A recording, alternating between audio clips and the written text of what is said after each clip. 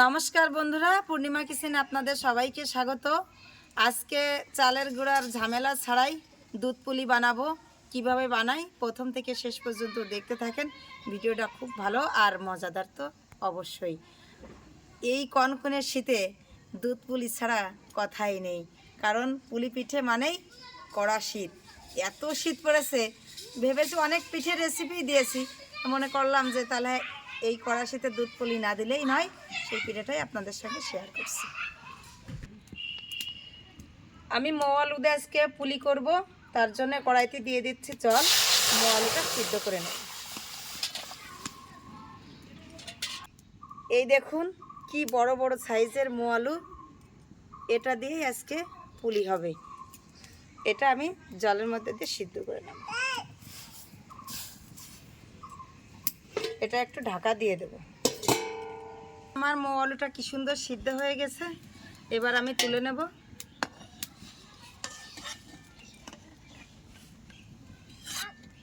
এই মোয়ালুটা ঠান্ডা হতে হতে আমি এই মোয়ালুর পুলির একটা পুর করে নেব।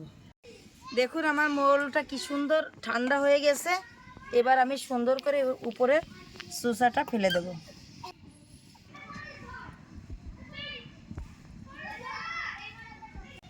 এই মোয়ালুটা সুন্দর করে মেখে নেব। মাখতে মাখতে আমি দুধটা একটু ঘন করে নেব। এই দুধের ক্ষীরেই কিন্তু মোয়ালুটা।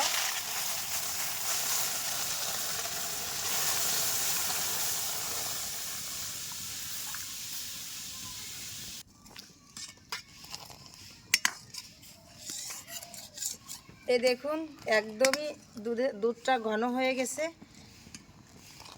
ক্ষীরের মতনই হয়ে গেছে, একদম ক্ষীর ক্ষীর। এই দুধটা যত ঘন হবে এই পিঠেটাই ততটাই স্বাদ হবে। এই ঘন দুধের মধ্যে আমি মিষ্টির জন্য দিয়ে দিচ্ছি একটু চিনি।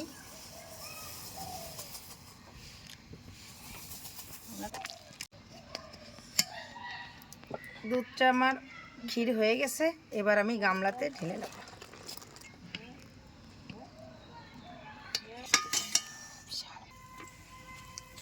সিদ্ধ মোয়ালুটা সুন্দর করে মেখে নেব। এটা কিন্তু খুব ভালো করে মাখতে হবে, গোটা দানা থাকবে না। গোটা দানা থাকলে কিন্তু গা ফেটে যাওয়ার সম্ভাবনা থাকে। এইভাবে আমি সুন্দর করে মেখে নেব। আমি সামান্য ময়দা দিয়ে নিচ্ছি যাতে একটু আঠা হয়। দিয়ে আবার ভালো করে মেখে নেব।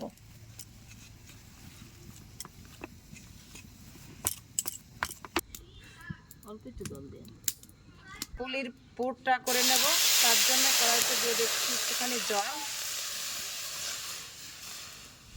জলটা ফুটে গেছে, আমি 4 চামচে 2 চামচ মতো গুঁড়ো দুধ দিয়ে দেব।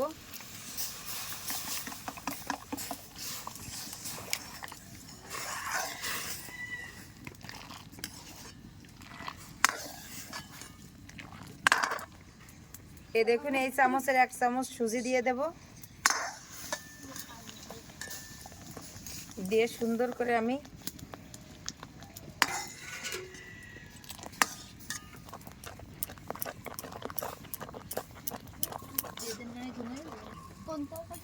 মিষ্টির জন্য আমি চিনি দিয়ে দিচ্ছি।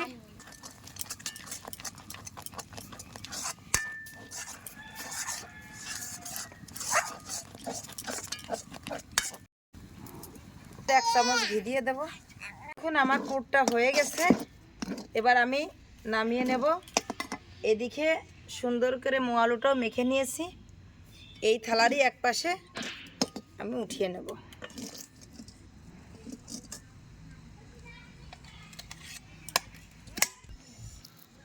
এই দেখুন এই সাইজ করেই নেব।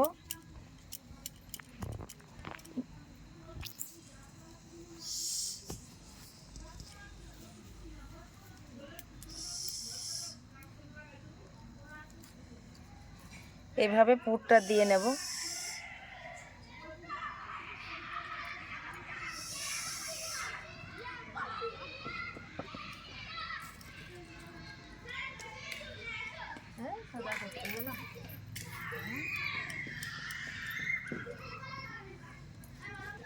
এ দেখুন এইভাবে আমি ভাঁজ দিয়ে নিয়েছি, এভাবেই একে একে সবগুলো বানিয়ে নেব।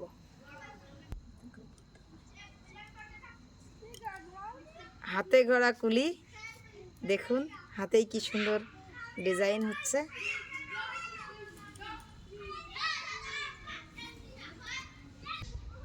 এ দেখুন কি সুন্দর আমার হাতে গড়া পুলি পিঠে, বানাতেই খুব আনন্দ লাগছে, খেতে না কত মজা হবে।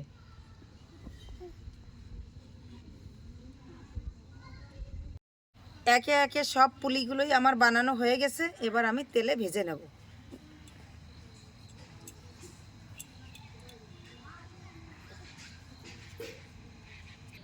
আমি এই পুলিটা তেলে ভেজে নেব, তার জন্য দিয়ে দিচ্ছি সাদা তেল।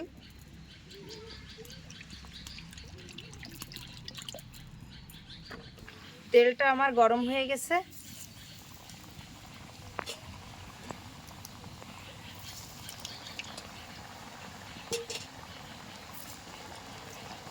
একে একে সব এভাবে দিয়ে আমি ভেজে নেব।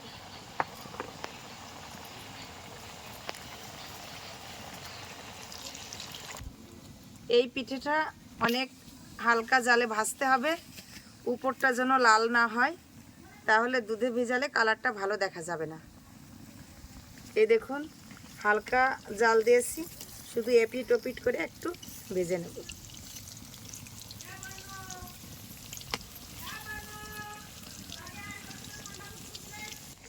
এই দেখুন আমার ভাজা হয়ে গেছে, এবার আমি তুলে নেব।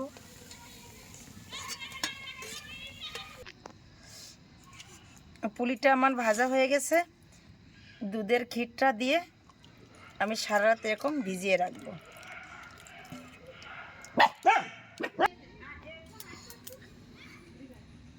এ দেখুন হয়ে গেছে আমার দে চালের গুঁড়ার ঝামেলা ছাড়াই বলেছিলাম প্রথমে, দেখুন সেভাবেই বানিয়েছি, দেখতে তো অসাধারণ লাগছে, খেতে কেমন হবে আমি জানি না, খাওয়ার পরে বলতে পারবো যে কেমন হয়েছে।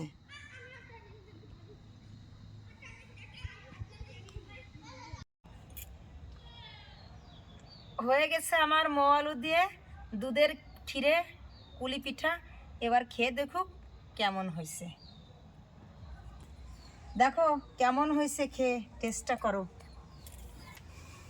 এই কনকনে শীতে বিকালবেলায় মৌ আলু দিয়ে দুধের ক্ষীরের পিঠা খেয়ে দেখি কেমন হয়েছে।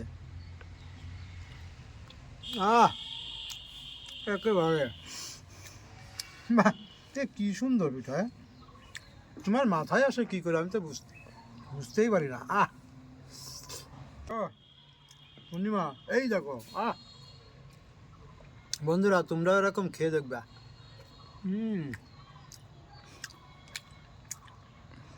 এ তো অসাধারণ অসাধারণ পিঠা।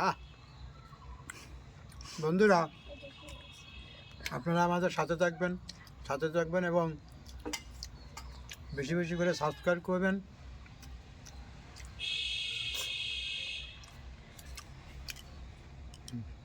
খেয়ে দেখো, আজকে দুধের ক্ষীরে মোয়ালু দিয়ে পুলি পিঠা করেছি, পিঠা তো অনেক সুন্দর হয়েছে, কি সুন্দর ভিজেছে, দেখতেও তো অনেক সুন্দর লাগছে। এই দেখো, দেখো শুধু দেখলে সুন্দর হলে তো হবে না, খেতে ভালো হলে সেটাই ভালো। খেয়ে দেখো কেমন হয়েছে, একদম দুধের ক্ষীর আর পুলি পিঠা, নাও খেয়ে দেখো কেমন টেস্ট। শীত ছাড়া আসলে পিঠে পায়েস মজে না, আর যে শীত দিচ্ছে আমাদের এদিকে, পিঠে পায়েস খেয়ে খুবই মজা। আহা, এত সুন্দর পিঠে আগে কখনো খাইনি, এই প্রথম এত সুন্দর পুলি পিঠে খেলাম।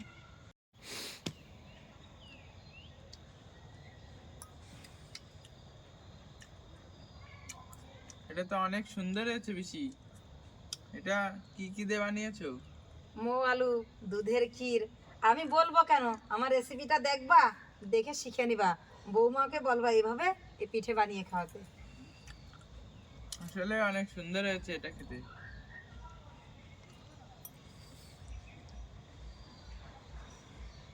এভাবে আপনারাও বানিয়ে খাবেন, পাশে থাকবেন। দেখা হবে নতুন অন্য কোনো ভিডিওতে। ধন্যবাদ। আমার ভিডিওটা যদি আপনাদের ভালো লাগে, লাইক, কমেন্ট, সাবস্ক্রাইব করতে একদম ভুলবেন না।